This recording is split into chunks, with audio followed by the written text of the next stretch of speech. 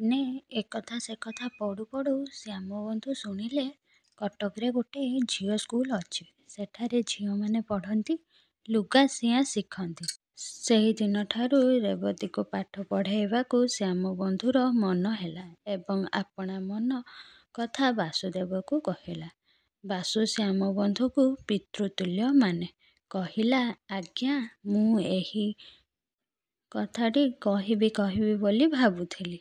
ଦୁଇ ଜଣଙ୍କ ପରାମର୍ଶରେ ରେବତୀକୁ ପାଠ ପଢ଼ାଇବାର ସ୍ଥିର ହେଲା। ରେବତୀ ପାଖରେ ବସି ସବୁ ଶୁଣୁଥିଲା।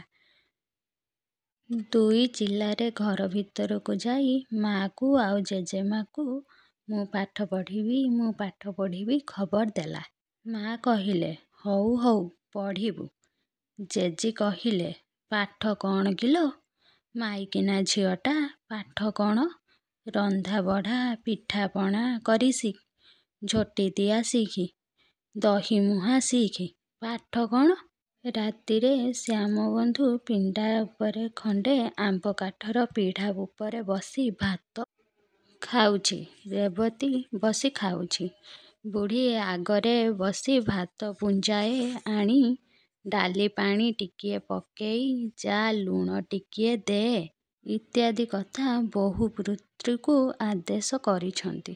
କଥାରେ କଥାରେ ବୁଢ଼ୀ କହି ବସିଲେ, ହଁରେ ଶ୍ୟାମ, ରେବି ପାଠ ପଢ଼ିବ। ପାଠ କ'ଣ ରେ? ତିରିଲା ଝିଅର ପାଠ ପଢ଼ା କ'ଣ? ଶ୍ୟାମବନ୍ଧୁ କହିଲେ, ହଉ କହୁଛି ତୁ ପଢ଼େ। ଝଙ୍କଡ଼ ପଟ୍ଟନାୟକଙ୍କ ଘର ଝିଅମାନେ ଯେ ଭାଗବତ ବୋଲି ପାରନ୍ତି, ବୈଦେହୀଶ ବିଳାସ ଛନ୍ଦ ଗାଆନ୍ତି। ରେବତୀ ଭାରି ଖପା ହୋଇ ଯାଇଥାଏ।